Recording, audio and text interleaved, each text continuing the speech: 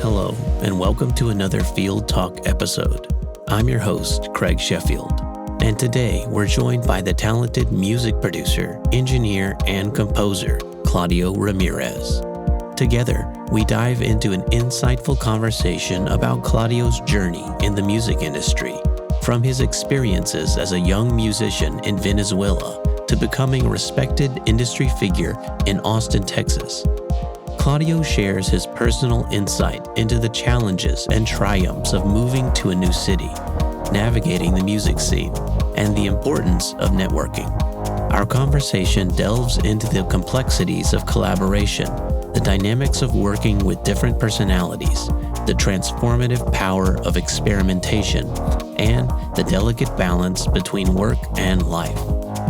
Through candid discussions about his personal and professional experiences, Claudio offers valuable insights for those seeking to carve their own path in the creative industries. So, join us as we explore the profound wisdom and fascinating journey of Claudio Ramirez in today's Field Talk episode. Let's get creative. All right, Claudio, thanks for joining me today. How are you, sir? Oh, thanks for having me. Yeah, well, this is a great experiment/experience because this is something that I haven't done before. Excellent. Well, you're one of my first guests here, so thank you so much for taking the time. I know it's very difficult when we're on different sides of the earth, but thanks to technology, we can still get it done. Exactly. Just a slight, 13-hour offset? Well, at least we're in the same kind of feel for everything right now. We're both in the northern hemisphere, so we're both experiencing some heat. I think yours is a bit more extreme than ours over here. On this side, I hear that it's quite dry and hot. Yeah, this is like I believe this week we reached the 75th day in the triple digits. Oh my Lord! Well, I hope you guys get some rain soon, and the weather will cool down for everybody so you can enjoy going outdoors. For sure. But, I gave you a little introduction about going to Lollapalooza and being from Venezuela, and now you're in Austin. And I know you've been doing various things related to music, but even for me myself, I'm still pretty ignorant about, what you were doing even before you came to Austin and how you kind of got into music and where that passion and love came from. So could you enlighten us? For sure. As with many people who are in this career, I started like relatively early on, but while I was in the equivalent of middle school, I started taking music lessons, like theory and a little bit of piano and all that. But that eventually turned into a career path at some point, because by the time I was in the last couple of years of high school, I dove into what was called, in my music school, there was like an electronic music class that I took. And it was all about synthesizers and a bit of, physics of the waveforms and all that. I'm like, there's something here. And of course, you're in that point in your life when you kind of have to choose a career and kind of decide what you're going to do from there. So I took that class for a couple of years, and straight after that, I went into a dedicated school for audio that there was in Venezuela called Taller de Arte Sonoro, which would translate loosely to like workshop for the sonic arts. Yes, and so I got my degree in audio engineering there. While, of course, on the side, I had my first band when I was 16, so it was everything around the same time, and I was like kind of developing both things at the same time, both sides, like, like diving into physics and the audio engineering. And then, of course, trying to play guitar and make songs and all of that. But of course, I believe like those things go hand in hand. So it's kind of hard to tell, even today, when one ends and the other begins. And well, long story short, after that, after doing several things and trying like different disciplines within the realm of audio, of course, I'm still doing a couple of different things, but the thing that took me to Austin, that brought me to Austin, was that I was the sound engineer for this band that got selected for South by Southwest in 2013, so 10 years ago. And we were touring at the time, and they were like, "Hey, we have this show in Austin, Texas." I'm like, "Okay, let's do it." And fell in love with the city. It was like kind of love at the first sight. And well, 10 years later, here I am. That's a big leap still, even for, even for me.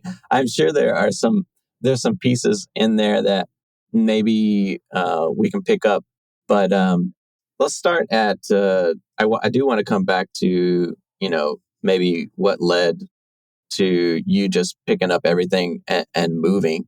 But I love that university, the name of that school, or the translation you gave of it. Mhm. It just sounded like a lot of fun, as in you were like playing with sounds, It but was at the same it was time being very an hands on. engineer. Yes, it was definitely very hands on. So that was the good thing about it. It was like it was a really small class. Each classroom would be like 20 people tops. So you would get so they had like a massive control studio, like a control room in their studio. I mean, and like a decent, and I mean like more than decent, like collection of synthesizers and bunch of different essentially toys that you get to play with. And of course, I mean, you had to learn the ins and outs of everything. But yeah, I think the name is like spot on in the sense that it's a workshop in which you get to manipulate things and get a new perspective on things. I mean, this sounds like a great opportunity. How old did you say you were whenever you entered that school? I was fresh out of high school. I believe I was 17. Wow. I, Mhm. I mean, I just don't think I was aware of any kind of opportunity like that whenever I was younger. I think that was one of the things I kind of wished I knew more about was the production side, and not just the production side, because I was kind of aware that, okay, TV stations have, studios in Mhm. which you need to go in and you need to learn all this gear, but it didn't seem creative. It seemed like more of a technical, side of thinking about this production that's going on. And I wish I was introduced to something that was more creative, yet partially engineering, For related to sure. the sciences in some other way, earlier in my life, beside the fact that I did have personal computers whenever I was growing up, so I could edit some video and create things. But I don't know why I just never married music and creative, recording and production techniques until a much later in my life. Right. Yeah, I think that was part of my like personal research as well, because of course, I mean, the institute itself would like focus more on the engineering side of things, even though of course, you had a bunch of instruments and you had like, uh, eventually you would have to create music in order to record it because that was like the most expedite way of learning it, right? It was like, or for group projects would be like, okay, come up with a jingle for a fake product and stuff like that. It'll be, but uh, part of the exercise would be like coming up with the music and recording it and doing all of that. And, it was, but for instance, one of the things I wanted to mention is that within my classroom, and I guess it was like the situation with pretty much every single class, there was a wide variety of people or with different reasons to be there because you would find the people who were like, you know, they were DJs. They were just wanting to know how to hook up their speakers and not blow them up, stuff like that. Or there were people who like wanted to work at television studios, so they wanted to know like what the most pristine path of audio would be for whatever. And there were the people who were like only wanted to play music and be recorded. And then there were the ones who only wanted to record music but never played anything.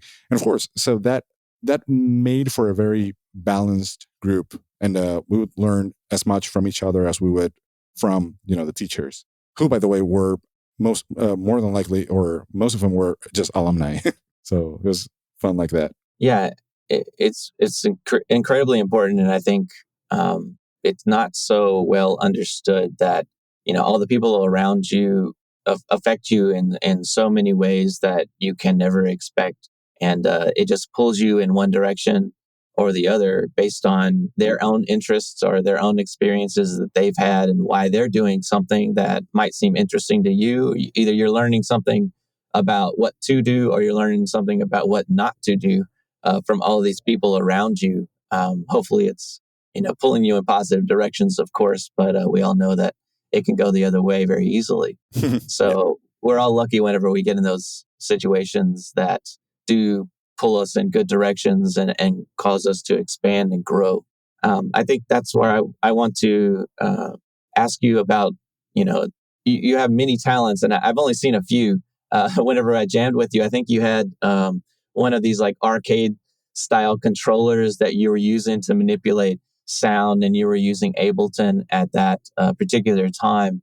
Correct. But I know you play other instruments. So how did you get into playing like so many different things and being so diverse? I mean, as an instrumentalist, I think about these people that have all of these skills. Like, they pick up a bass guitar, they're going to go onto a percussion instrument behind a drum set, or they're going to go behind a piano, and they seem extremely proficient at these instruments. And I think to myself, I'm like halfway proficient at a couple of things, but I never thought that I'm going to sit down at every one of these parts of like a pop band, these instruments inside of this entire group, and say I'm going to get to a level where like I can pretty much do what I need to do at any moment. Uh, did you do that out of necessity or out of just curiosity? Um, all of the above. Because first of all, I do feel like that's my case as well. I know, like, I feel like I'm barely, not barely, but like mildly proficient in several things, but not like super dedicated to just the one. Not like I can excel at anything if I mean like completely nitpicky, and I wouldn't be like at the level of a full-time bass player or stuff like that. But necessity had a lot to do with it, because for instance, like I mentioned a few minutes ago, I started by playing guitar. I playing electric guitar and trying to put my first band together, writing songs and doing all of that. But then when that band ended, and well, during this time, there was this funny thing in which everyone just told me like all the time, like, "Oh, but you look like a bass player." I'm like, I'll take that, whatever that means, right? Like, no, you actually look like a bass player. But I thought you were playing the bass. I'm like, well, thanks. But then it turned out that the first time I grabbed a bass guitar, I'm like, oh wait, I can sort of do this, you know. Um, and then when my first band finished, the second opportunity that I found was, as a matter of fact, as a bass player. Because of course, at that point, I was like, during that heartbreak kind of, I don't want to do this again. I don't want to put my heart and soul in just one project and write all my songs and then have that go out the window for any reason. So I'm like, you know what? I'm just going to jump into whatever other project is lying around me. And that was the case. I was like, okay, I can play bass in this band. And shortly, a couple of years after that, so there was this necessity for a band that I was working with, which, it was an electronic band. They programmed all their beats and did all of this. And at some point, they wanted to like take their show to a higher level, and they wanted to like get a drummer in order to play with that. But we couldn't find a drummer who would play along with the beats, in a respectful manner. Like they wouldn't overplay okay, so it's like, dude, you're not the heartbeat this time. You can just do kick and snare. Keep the beat as simple as possible, because you got all the blips and the things going in the background. That's the essence of the sound of the band. So at that point, I picked up the drums. I'm like, okay, I can play kick and snare. I can do that. And so I started like doing like very simple patterns. And matter of fact, that led to a couple of different things. And people started looking at me as a drummer. I'm like, well, I'm not a good drummer, but I'm a good basic drummer. If what you want is simplicity, I'm your guy. Well, there's so many skills that go into that. I guess you're growing yourself as you're learning these different things, For sure. but you're also seeing opportunities to like help these other bands and have an opportunity to perform and create things, right? Yes. Did you have anything else to say about that? Sorry. Oh yeah, oh, no, of course. What I wanted to say is that part of that was also things that came up at the studio, because at that point I was already like producing things, and just getting into the studio with these bands, and then just being the guy who, okay, we need someone to play this. Like, well, I can give it a shot. Kind of, from a place of, well, I can't offer any results, but I can try. you know, and it worked for the most part. There's a storyline around there. I just recently refound a video that we taped about, I want to say 11 years ago.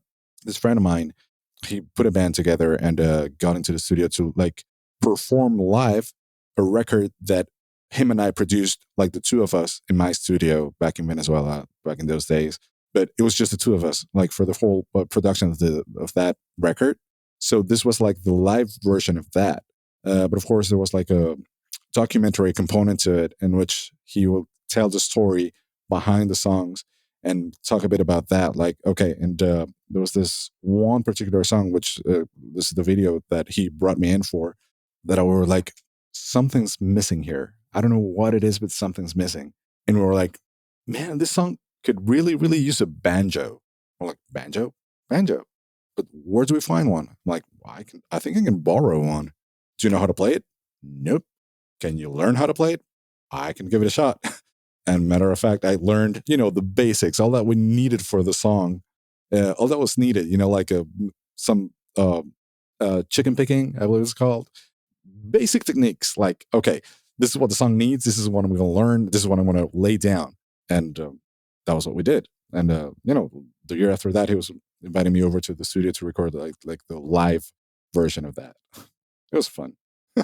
So yeah, necessity, curiosity, all of the above, all the terms apply.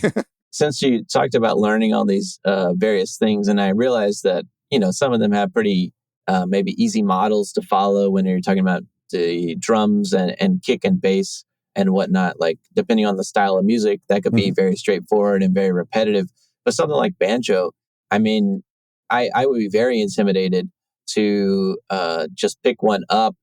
How do you go about learning these different things? I mean, are you getting like method books? Are you approaching people that you know? Are you watching videos online? Oh, well, back in those days, I believe like the YouTube tutorial thing was not as big as it is now.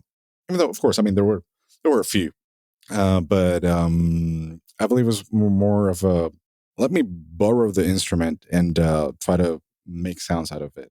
And of course, sometimes it will pan out, sometimes it wouldn't. I mean, don't ask me to play a single note on the saxophone, for instance. That's something like way beyond my capabilities. But like if it's kind of close to a guitar, I can probably make it sound relatively well.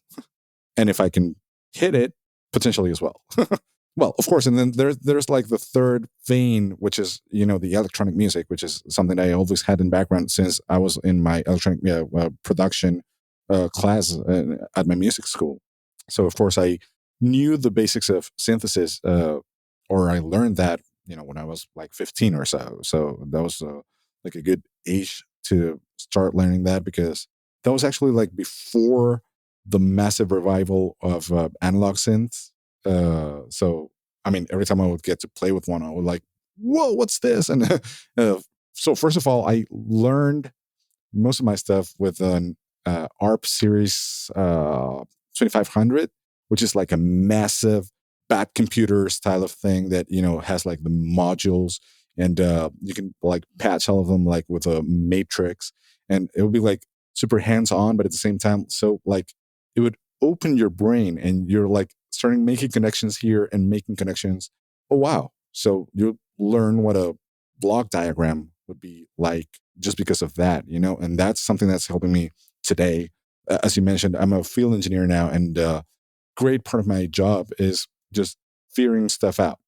Like if I see a system and something's not working, I try to like break it down into its most essential blocks.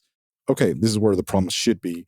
And matter of fact, most of the times it's just that. And if not, have a routine of troubleshooting, and the same logic applies to that kind of thing. And that's something that I was lucky enough to learn very early on because of synths. Wow.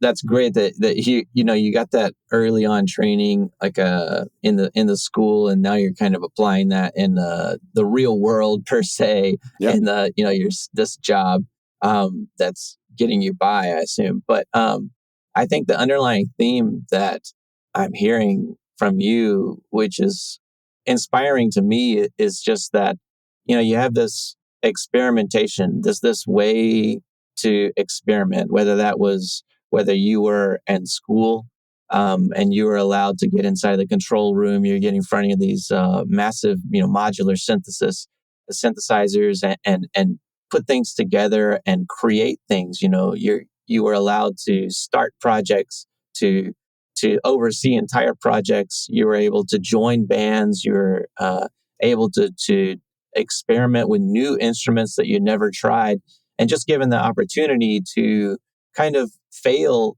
in these like safe environments. And like you said, sometimes they worked and sometimes they didn't, as experiments always do. hmm But just the fact that you've exposed yourself to that, obviously, again and again, and continually done that, so that you've worked your brain into this way of thinking that you can probably solve many problems that are put in front of you, particularly if it involves audio and something of this nature, right? And I just wanted to say that experimentations is so important for everybody that is trying to do anything. And I think the more we can do that, the healthier our brains are going to be, and the more likely it is we're going to be able to solve some problem later down the road. sure. Was there anything that made you want to leave Venezuela? I know you said that you came to Austin just by chance, that because a band that you were working with had an opportunity to play South by Southwest. hmm But was there anything in your mind maybe that you noticed that you were already thinking about moving away, or is just you met Austin and all of a sudden No, I no, no, gotta no, be no. here? It was a mix of things because, of course, I mean, back in those days, the situation. Well, first of all, the political situation in Venezuela was like really unstable. 10 years ago, or of course, I mean, depending on who you ask, they'll say 20 years ago, or they will say 5 years ago. But there is a very good sweet spot, and mostly everyone would agree that the first half of the 2010s was like a pretty bad time, especially if you wanted to make a living out of the entertainment industry. And to be honest, as well, that was also part of my personal growth, I guess, because at some point, I mean, I have like zero regrets. I love the way the music scene in Venezuela treated me, and the milestones that I was able to achieve just by being a part of it. But at some point, you feel like, how can I take this further? And part of my reasoning at the time was, okay, let's try a bigger market. And it did feel a bit like what's the expression? Head of a mouse, tail of a lion, something like that. Like you're like or small fish in a big pond, something like that. Um, Yes. so yeah, it was like a shock, just because, of course, I mean, you had to start from scratch. You're like, okay, so nobody here knows what I do or I can do, right? And that's the first time that it actually hit me that, okay, I do too many things. I should probably narrow this down. Well, I should also say that first time I came to Austin was not the time that I decided to stay. It was a year after that. So what I did was like, okay, I may have some bias just because of the way the city looks like whenever there's a festival. So let me do one thing. I'm going to plan a trip for next year. So I went back the year after that. I stayed for 2 months, and I was like, okay, let me see what the 2 months of regular life would look like here. At that point I brought my wife along. Well, then she was my girlfriend, but we came together, and we both kind of decided that, yeah, I mean, we could see you know building a future here. So I started the paperwork in order to get a talent visa, which luckily, like I said, I had a few milestones that I could just like put in a portfolio and give that to an attorney and tell them can you make this work? And they were like, sure. And fast forward a few months, and I already had my talent visa. I was able to get here and start working in my field basically right away, because that's something that many immigrants can't do. It kind of depends on their conditions or like their individual cases, because of course there's all kinds of situations, and that's of course that's probably a topic for a different kind of podcast. But yeah, I have to say that I feel pretty lucky that I was able to just stay on my field. If anything, just narrowing down the things that I used to do. I think it's real smart to scope out the area that you're trying to move to or put yourself in. That seemed like a really wise idea for you. I unfortunately I did not do that for myself. Whenever I moved over here to Taiwan, it was a one-way ticket. Never been in my life, and I was just all in. I decided I'm going to do it or I'm going to fail, and it worked out for me really well. I enjoy my life over here now. I'm very privileged. I'm lucky to have been where I am from, and I be who I am, and all of that. I would say you as well. Somehow you, you know, it seems unlikely to me in my mind, and I've just never worked that deep, maybe in the entertainment industry, but. You having some portfolio that you can present and tell the government, hey, look, I want to come to your country and live in your country and do this particular job. Mhm. And they go, yeah, sure, you can come over here and do. I don't know how that works exactly. I am a little curious though, like what was the terms for that visa that you got? Well, the main term is that I have to remain in my field, because that's basically the conditions. That is something that you can achieve if you're like, for instance, like a sports player or, an artist or even, I believe, like journalists or stuff like that, which, have like their skill is linked to their talent. So it's not like they can do like any job, or of course, I mean, probably they can, but it's not what they want them for. It's like, I believe the term is like qualified immigration or whatever. And yeah, basically, so my conditions and my limitations were okay. You're granted that, but you have to stay in your field. Like, you know what? I'll take it. Okay. And you had to, you got like a specific job before you came here, or you just kind of, came here and on the ground figure it out? Yeah, for sure. Because that was the other condition for my first. So I transitioned from like the let's say the light version of the talent visa into the okay, this is the real one. So during that first one, the other condition was that I had to remain a freelancer. So okay, I'm like, I'm up for the challenge. I can do this. And of course, that was my life for the most part of my adult life that thus far, So it wasn't like a big process of adaptation. I mean, other than the fact that I was like in a way bigger market and trying to figure out whether I would be more successful as a musician or as a producer or as an engineer or as a live engineer or as none of the above, because that was also an option. And it took a minute for me to figure things out and to narrow things to where I feel comfortable doing what I'm doing, and you know, and I think that's productive and profitable and like sustainable. Yeah, that's super important, right? I know it's very difficult. Everybody, I think, struggles that has tried any kind of freelancing. It's always this cycle of going up and down with the amount of money and clients and work that you have can vary so much, and that unpredictability for a lot of people is it's it's unstable, obviously, but it's not for everyone. And so some people try to move away from it. Some people maybe thrive in it more just because it does force you to kind of work for that next client and opportunity every time.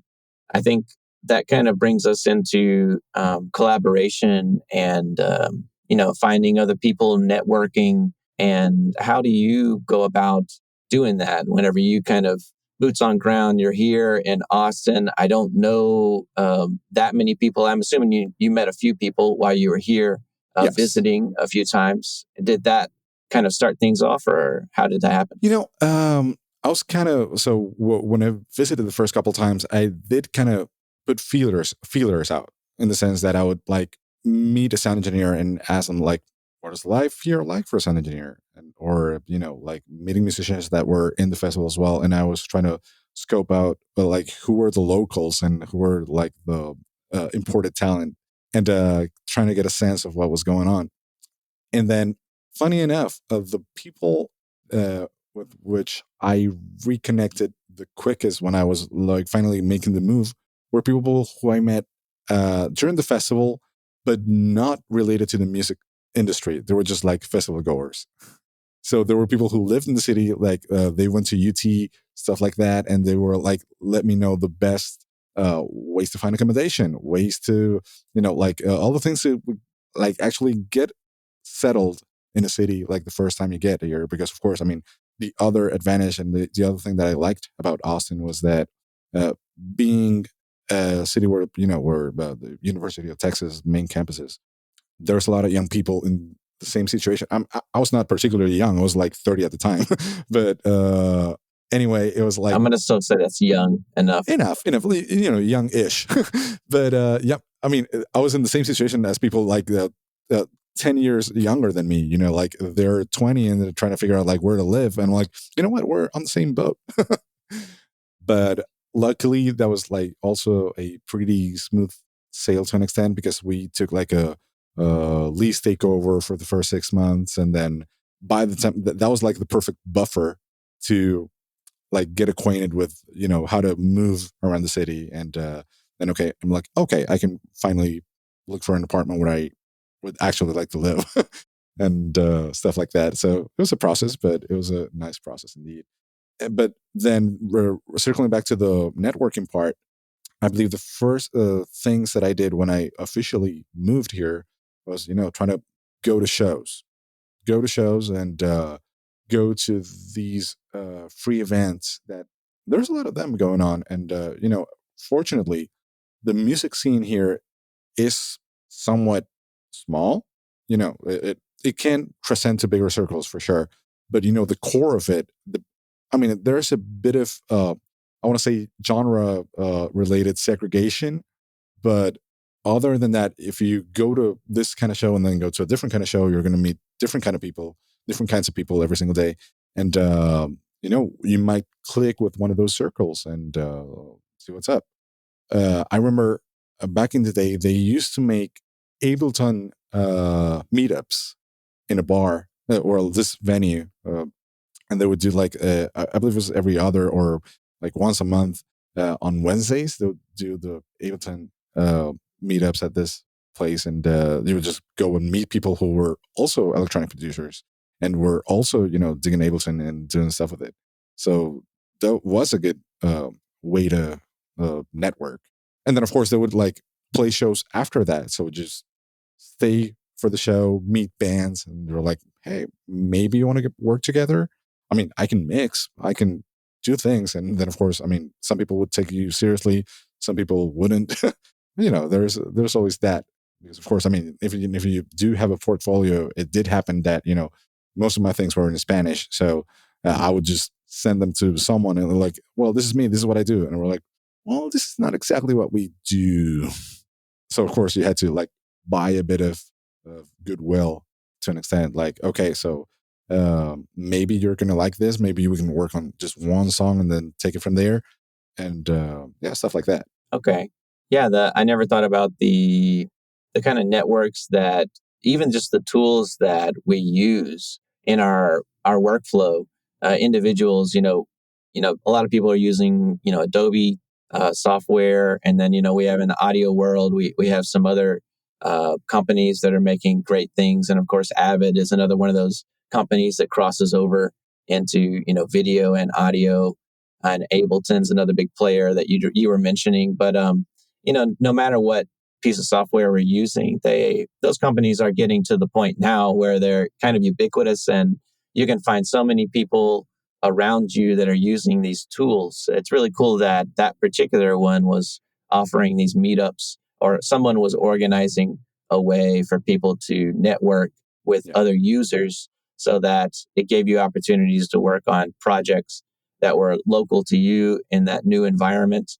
I think, networking events, conferences, and, these festivals, and of course, shows like you were mentioning as well, are just excellent opportunities. No matter what really they are, you could probably go to an art festival or just an art exhibit and still find some way to meet someone interesting that either you could work with directly or that you could kind of network off of, and and and learn something from, or meet someone else indirectly. So I think those opportunities, the fact that you're getting out there and took the initiative to do that, was it fruitful? Did you have any experiences that, maybe didn't work out how you wanted, or kind of fell through, that would be interesting to talk about? Absolutely. Yes, I want to say that. So one of the things, or my first heartbreak, was that I was like recently, and the first person who we had like mutual friends, and we got referred to, like, hey, you guys have to link up and you have to work together and all that. And I was like, so getting my hopes up on working on their record, because they were working this record at the time. They were like in pre-production or something like that. And I'm like, okay, this is perfect. I can jump in like right now and make it work. Turns out they were already speaking to a different producer, like with with a longer career for sure, and a bunch of accomplishments and all of that. So it was like their logical career move to work with that person. However, I was still like kind of hoping to get a piece of that work, because that would have helped me a lot back in those days. To like, I just got into town and it was producing like a local record and working alongside with this guy who's been working on this forever. And it would have been like a good like career launch, which of course didn't pan out until recently, because I started working with that band for their following records, and we're still working to the date. And yeah, it was like, it took them a minute. It took them that album, and then they realized, like, oh wait, we had you here all along, and we could have worked with this. So I'm like, yeah, we could have.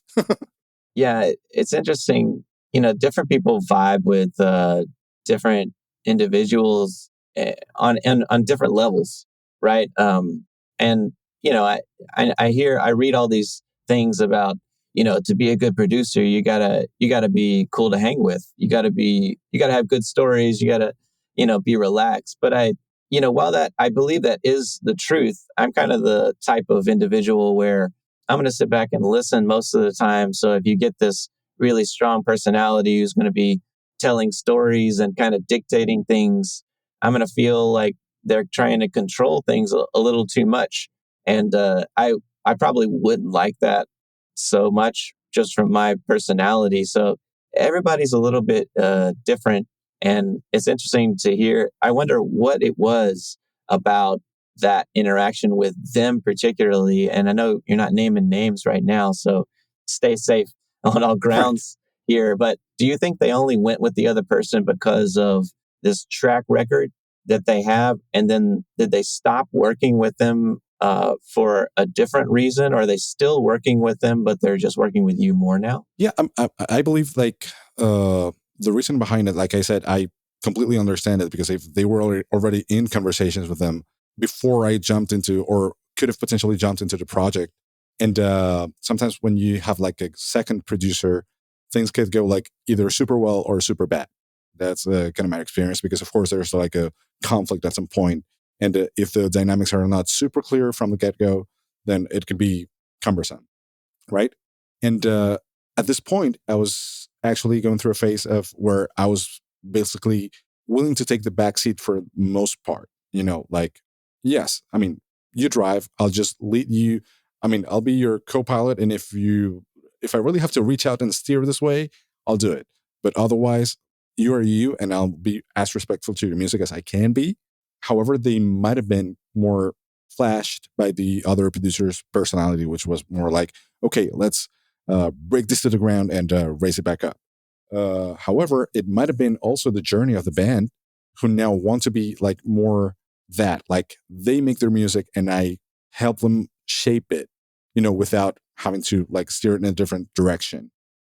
So it might have been like a matter of mutual convenience in the sense that now that's what they are looking for, whereas perhaps back then they wanted to, have that big personality who would like rebuild the songs from the ground up. Yeah, we all need different things at different stages, For sure. So yeah, that one individual was meeting a different need for them at that time, and perhaps they learned something through the process that Or they they no longer needed, or or they they changed. grew as a band to the point where they wanted to be like more involved with their sound, and basically just needed someone who would then just shape it where necessary or where when necessary. Yeah, that makes sense. Figuring out your own style is a huge thing for any artist, right? Or like what kind of direction and paths you want to take, and then having the confidence to really get there, and the confidence in other people that you're working with, that they can help you get there, and trusting that they're going to do whatever they need to um, Absolutely. in your best interest. I think that kind of moves us naturally into projects and the different things that you have worked on. I know you were sharing some things with me, and I was looking through the material, and I honestly I did see a big catalog of records, and I did listen to a few that you had up on the streaming services, Mhm. and of course they're magnificent. They're great. I listened to some of your remixes and some of your original stuff, and they're so professional sounding. I do recommend anybody. I'll put some links in the description so everybody can go check those out. But what are something or a project that you're most proud of that you could tell us about? Well, pride is a strong word, right? But I can say that the most surprising thing is that, one of the things that you do basically for fun is so a couple of months ago, I put out a collaboration with a friend of mine. You know, the band I was talking to you about at the beginning of this recording that, at some point needed a drummer. And I'm like, I can give it a shot. Well, I've been in touch with this guy for the last 20 years, essentially, like collaborating in different capacities. Sometimes as an engineer, sometimes as a second set of ears, sometimes as, let's just add some effects here and there and kind of take it from there. But this time around, he was like, okay, so I'm doing this, lo-fi hip hop kind of project, and I'm stuck with these couple songs. Do you want to jump into one and help me finish it? I'm like, of course, let's do it. So I just got in character, and of course, I mean, what I liked the most about his particular flavor for this is that it stood out to me because it also incorporated a lot of Latin elements to the music. So it was not like straight up lo-fi hip hop like you would find like you can't tell an artist from the other. And of course, I mean, not that I have anything against it. It's like it is what it is, and it's massive because of it. But this had its distinct flavor, so I was like more thrilled to be part of it. And turns out that particular song got into a few playlists, and now if you look me up, I have like a bunch of monthly listeners, and like the song has a more plays than I would have ever imagined, or more than the rest of my catalog, like my lifelong catalog, stuff like that. I'm like, oh, look at that. That's a a strange occurrence. Things that you don't expect to happen. You have like the least amount of expectations, and turns out they do pretty well. So I guess that's Okay. probably what you're referring to. Yeah, that's interesting. It seems to be counter to my initial uh, question of like, what are you most proud of? I mean, of course, you're proud of the success that the track has had. However, you did voice a little bit of, I don't know, you didn't exactly poo poo the whole idea of the lo-fi genre in and of itself, in that it is not distinct the one artist from the next. It's not so easy to hear. I don't know any lo-fi artist in particular by name that I could go, you should go listen to, and then I drop a name right here. Exactly. I'm sorry. And I do listen to some lo-fi. I definitely find myself, doing I'm learning coding. So every once in a while I'll put some lo-fi in the background, or I'll put Right. some ambient in the Mhm. background, and it's great. But yeah, I have no idea who the artists are. But then again, I mean, I come from the world of trip hop and it's like break beats and stuff like that, and I love artists like, I don't know, Ratatat or Tycho or stuff like that, who like are big on instrumentals, even though they're like not like completely dedicated to lo-fi, or like you can just put one adjective to their music and that's it. But it's kind of embedded, that kind of sound like what I'm looking for whenever I'm making an instrumental track. It's there, so it was not like a big process of adaptation. I'm like, you know what, I'm just going to flow with it, and turns out people flow with it too. So that's rewarding. That's great. Well, I'll definitely put a link so that everybody can find that particular track that you're referring to, the artist that you're also referring to here. And I just want to ask you a little bit more, since we're on that topic of, collaborating and also these projects that you've worked on. And I know you've worked on a numerous of things and in various capacities. Do you have any kind of advice for us about working on projects? I know that with music, it's inevitably, unless you're producing your own track, of course, that you're going to be working with somebody else, and I think that's probably your main role. How can we go about navigating somebody else's wants and desires with our own tastes and interests, and marrying those two things to make something that other people will like? Do you have any any kind of thoughts on it? Wow, many. I got plenty, because sometimes it boils down to the personalities involved. Because, for instance, I am my conclusion is with myself. I am definitely a team player in the sense that if it's up to me, it's going to be super hard for me to get it started and wrap it up. Like, it's the middle that I can do with no problem, but to get the spark for an idea for a song and then deciding when it's done, those are the two like endpoints, and for me, they're like super complicated. However, when working with someone who is the exact opposite, like the complement of that, people who they spark ideas like that, and they have like a folder with 100 songs that they just started writing, and I'm like, okay, I know exactly what to do with this. Let me take it this way, and then of course, it's more of a mutual agreement when, okay, the song is done. This is it. Let's leave it like that. So sometimes it kind of has to do with how the personalities complement each other. And for instance, in the case of my bands, so my longer lasting band in Venezuela uh, was a mix of four personalities that matched really well. And that was the key. I mean, to this day, we're still connected. We're talking, like we have a group chat in which we, like share stuff, and we are working remotely, slowly but steadily in new songs and whatnot.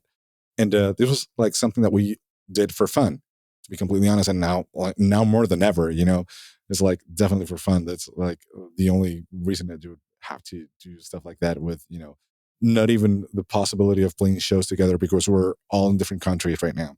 But it came to that. It came to the dynamics of working together, and the different personalities, and how they would match when it came to making music together. And whenever you get a higher hierarchy, like if you have like a more say more of a producer role, or like you have to be the bird's eye view for the project, then everything has to be, so the dynamics have to be clear, because sometimes you don't want to be the dictator, but sometimes you are required to, and there are sometimes that you have a full band that's in the studio, and they're arguing about how to sound or how to solve something, and you have to be the Switzerland and say, well, none of the above. Let's go the other way, and try to solve things for them.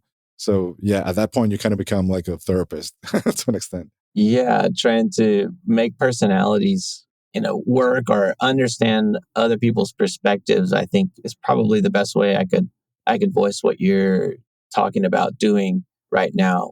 Well, Claudio, we've talked about your background and your transition coming into Austin and networking and getting your hands dirty with lots of different projects and different types of things that you're really proud of, or the things that have turned out successful, I should say. And some things are surprising to you. I realize, and I think a lot of people can relate to being surprised at what others really resonate with. Are there any things that you could share with us about? You're talking about that process of having that the catalog of ideas or those starter projects or whatever you want to call it. People use like a template or someplace, and then getting to that end phase where we know we should stop here because it feels complete. Do you have any feeling that you know that where that is whenever you get to it, but it can be different or have different feelings for other people? Or do you find that when you get to that end phase, you know that it feels a certain way, and then you believe other people are going to feel something similar to that? Well, I have to say there's a couple things that meet at that point. One of them is my conflict of personalities, trying to separate the musician or the producer from the engineer. Like those are like three very different personas that, coexist. And for me, it's like really hard. And I know, I mean, I've been told a million times and I agree, but I can't practice what I preach, that, you have to separate things. You have to have your compartments and you have to stop thinking like a musician when you're mixing and stuff like that. But then I'm like, like right about to master a track or like actually mastering, I'm like, I can still tweak the synthesizer or I can still make something happen with this. Or you know what? The song's still a little long. And of course, it's like different things to it. But so I am very, I share the opinion of the people who say that songs aren't finished, but they're abandoned. Yeah. Uh, so, yeah. But of course, I mean, I try to be happy with the result. And the only thing is that for me, a few weeks after you're, you think you're done with it. And sometimes you can afford that kind of time and sometimes you can't. Depending on, of course, if this is for a client, for instance, I try to at least leave a 1 week for revisions, stuff like that. But the best results are when we like let it chill for 2 or 3 weeks, and then we circle back to it, and I'm like, oh wait, why didn't we think of this before? And like reshape things and or things that were like pretty obvious to you at some point, or sorry, things that were like unclear to you, like the decision wise, become like really obvious. Like, wait, yeah, the vocals needed to come down, or what happened to the backing vocals, stuff like that. Hmm. I definitely can relate to those feelings. And I've had other conversations with other guests where we've kind of hit on the same type of point where it's so nice to have that window of time, enough time, so that you can let something rest. Take your mind off of it, and then Hmm. come back to it with this kind of fresh perspective, having probably invested your time and energy, your focus somewhere else in the middle of that, and then you just come back to it, and you almost immediately know, I know that this doesn't feel right. This isn't quite done in one way or the other, one aspect or the other. And then, other times, of course, you're going to come back to it and say, well, we did a really good job. With this is, I can't think of anything else to do to it. Can you? And usually there's only Right. like terribly minor things that don't amount to hardly anything. So you're at that point there. But having that time to, I don't know what to call it, decompress. It's the same thing we do whenever we go into sleep, I think. It's the same thing our body does. We need time to like process all of that information so that we know the correct direction or how to make something better or change it. So yeah, it's super important. Do you have anything to add to that? No, yeah, and I believe that there's another side to it. Whenever I'm like writing music, Uh, so I would be like, I would have the main ideas, and I can think that I have a song, but I probably don't just yet. And then what you were saying about sleeping, like sleeping on it, is actually super good because you start like building the song or playing back the song in your head, and of course it sounds different, and you start like adding elements, or or changing the melody a little bit, or you start humming it, and turns out that the answer was so obvious all along. Like, oh wait, this is a better call and response, or this is way catchier, or that several things that can happen when you're like chewing on a song that is not necessarily the idea you first laid down, and they were like, "Oh wait, this is way better." And it is the same song. I just had to let it mature for a bit and not necessarily be working on it like hands on, like playing an instrument, like playing it over and over again. No, I just had to leave it rest and just play it back in my head, just sing along to it, like hum it or whatever. And that's like much earlier on in the process, but the logic is basically the same. Just let the song do its thing, let it marinate, and then the answers will come.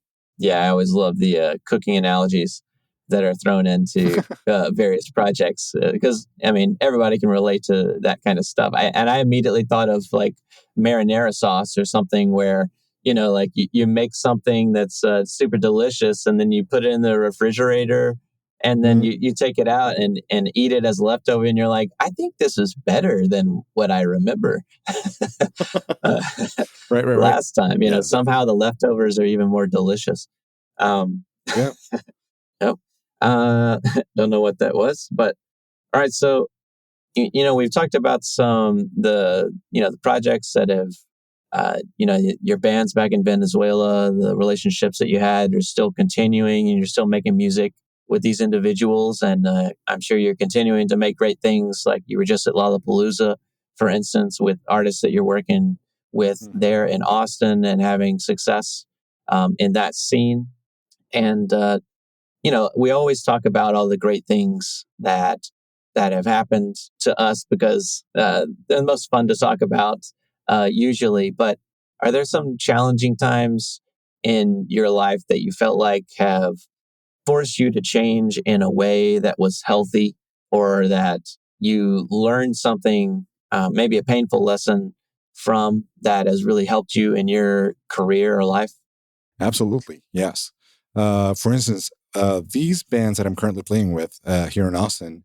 Um, so the reason I got to assume this kind of role within the bands was basically letting go of ego to an extent. Because of course, I mean, you would have the project in which you would write music and put your name behind it, and make it a part of your expression.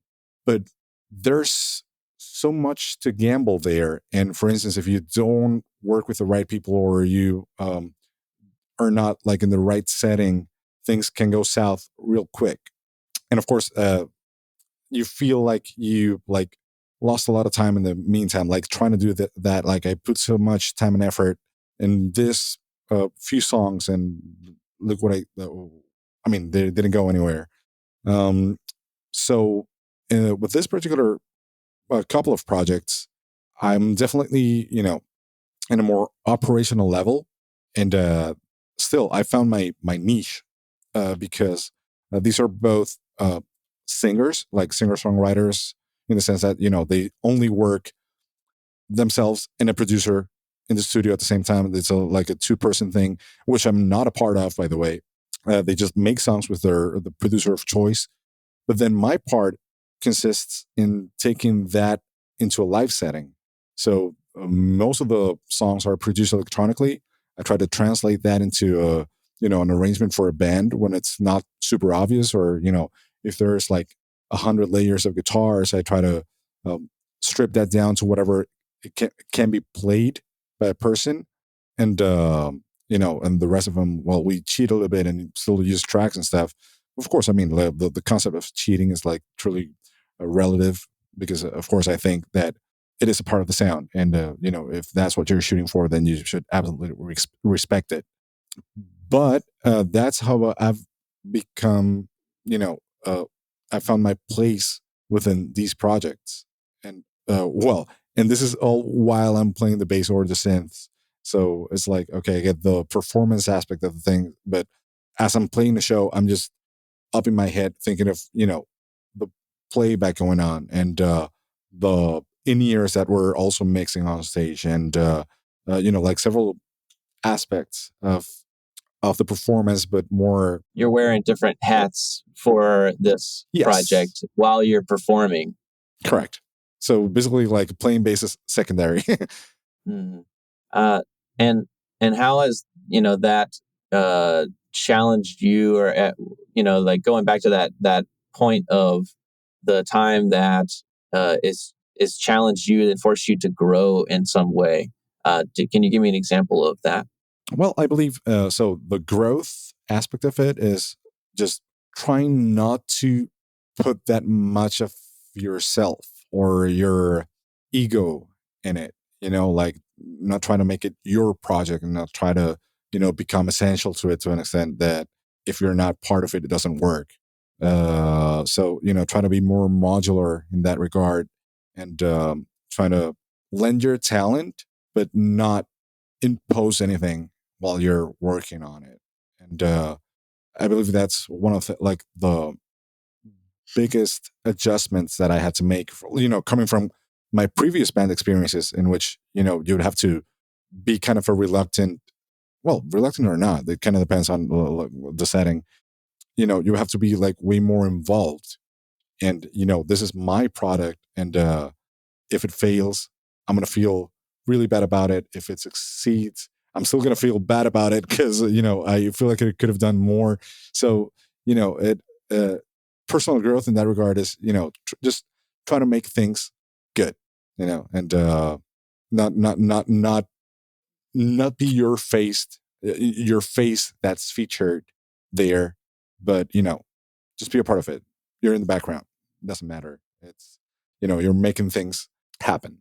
Yeah, I think a lot of maybe some of the issues that do come up, I notice every once in a while, and even in my own life, is when I do try to take credit, or I want to be that person who is noted for this or that. It does end up coming down to my ego in most cases. And you get offended or whatever when somebody is like, yeah, that band over there, his band, or that group that what's his name did that thing in, and it's not you. They're noting somebody else, and you're like, well, hey, I spent a lot of time and energy doing Right. this thing, and it seems like that individual is not even aware of of my own contribution to it, and it can be, yeah, disappointing to say the least, in a lot of cases, because like you said, we're investing a lot in all the projects that we work on. In any individual, I think, that's considers himself creative, right? For sure. And I guess the downside of it is that, the downside of not getting credit is potentially that if you want to market yourself as a person who does things to an extent, then you're going to fail at it because, you're like so much in the background that only people who really are paying attention to those things are going to notice what you do. And that's kind of been my case as well.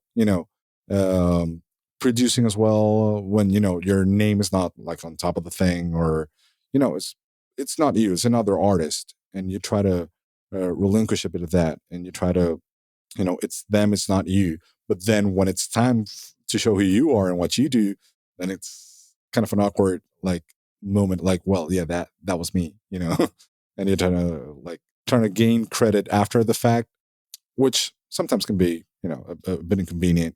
But all that to say that, yeah, there's a balance to be kept with, like marketing and trying to find more work in that area that you're enjoying so much doing, and and just trying to stay completely in the margin, and try not to brand your things with your, stamp it like this is me, and nobody mixes that up. Yeah, I don't know whether I go too far in some cases, because I'm of the opinion that it should be done. It should, credit should be given where it's due, and I kind of get offended if people don't do it. So I try to do it as much as I can. Where you work on an album with me, then I'm gonna definitely state you by name somewhere in that release where you did this for me. So I'm going to give you that credit. Um, I guess last couple of things is that I'd like to ask you about any other passions or hobbies that you've gotten into recently or that you found. Besides, I know that you also have a family, so maybe that's included in some of your hobbies. But what are you into these days? Absolutely. Oh well, yeah. Dad swag. That's one of the things I get to wear now. And yeah, I have a daughter. She's 5, and I mean, she's 5 going into 15, kind of deal. Wow. Yeah, that's a big range, but I guess I can kind of understand. I've only had a few friends that have had a few children just recently, so they're still in their infancy. Right. But Enjoy them. Enjoy. Yeah, I mean, they are so cute when they can't choose where to go by themselves. uh, well, I'm sure that takes up a lot of your time. But anything else you're getting into? Yes, and you actually mentioned it a second ago. It's actually cooking. Okay. What are you doing? You would cook for sustenance to an extent, right? And of course, that's where we all come from, except of course for the people who don't like to cook at all. But in my case, I've gotten a bit more experimental. I want to say with international cuisine. So I've ventured a bit more into Asian dishes or Spanish dishes, or we're trying to mix different things like Mediterranean. I love Mediterranean food, and I just try to bring things together. And of course, I mean, probably potentially it would piss off a lot of people who would see me having a stab at their dishes, and they're like, "That's not how you do it." I'm like, "Well, this is what I have to work with." And like you said, there's a million analogies between making music and cooking. It's unbelievable, and I Yes. believe I've been making those for longer than I've been seriously cooking. So yeah, I can relate. Yeah, when you're doing your own thing, that's the beauty of it. And back to your kind of experimental nature, I think that just falls in line with everything that we've been talking about here, right? Yeah, I would say it's on brand to an extent. And you do indeed have a quite interesting brand. I hope you continue to, make amazing sounding products and helping all the people that are lucky enough to get in touch with you. And we'll definitely share ways to get in touch with Claudio if you do have some kind of music product project that you believe he could contribute to, whether that be with his knowledge of synthesis or music production or drumming. Why not? We'll definitely share those. And last things, would you have any advice for people who might be starting a new project or starting even a new career and transitioning, either whether it be work life balance or networking or anything you could think of? Well, for people who are starting, first of all, well, I believe one of the things I mentioned apply to everything. Like once you think you found a formula, the formula changes. So never settle, never say, okay, this is what works and try to apply it forever.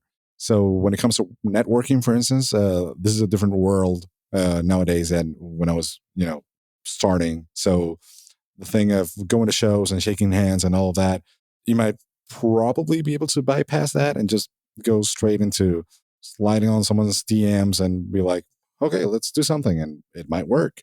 Or I guess the other aspect of it is diversify, but not too much.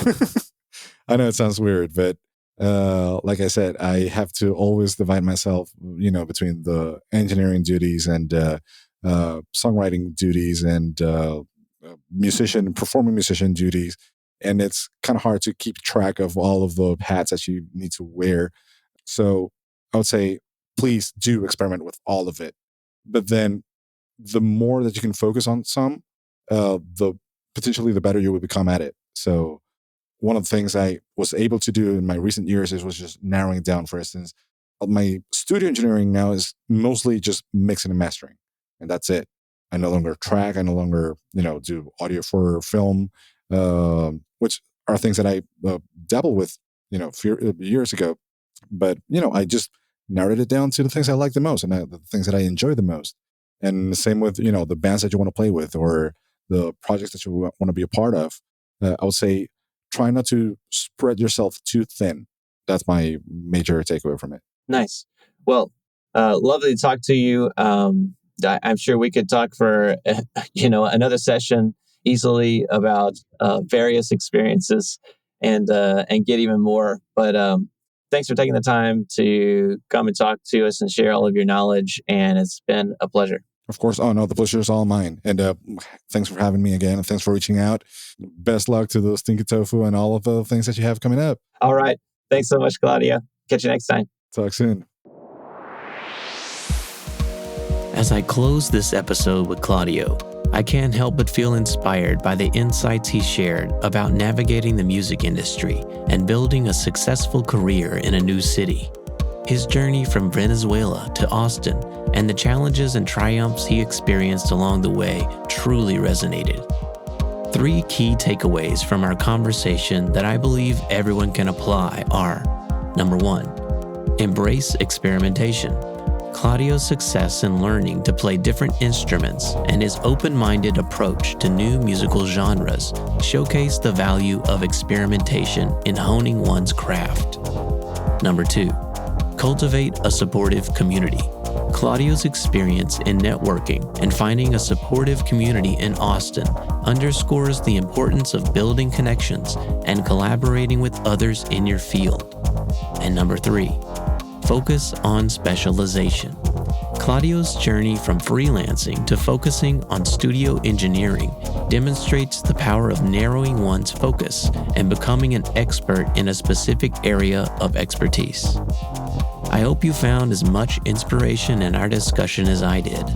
If you're enjoying the show and want to show your support, please share it with a friend. It only takes a few seconds to hit the share button in your podcast player and show someone you're thinking of them at the same time.